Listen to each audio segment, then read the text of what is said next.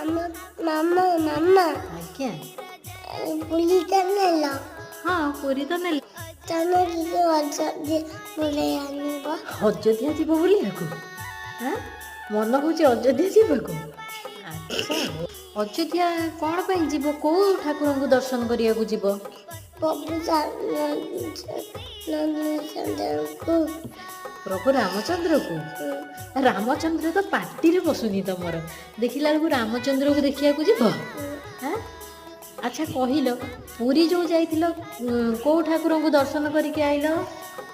ଜଗନ୍ନାଥ। ହଁ ଖାଲି ଜଗନ୍ନାଥଙ୍କୁ ଦର୍ଶନ କରିକି ଆଇଲ? ଆଉ କ'ଣ କ'ଣ ଦର୍ଶନ କଲ?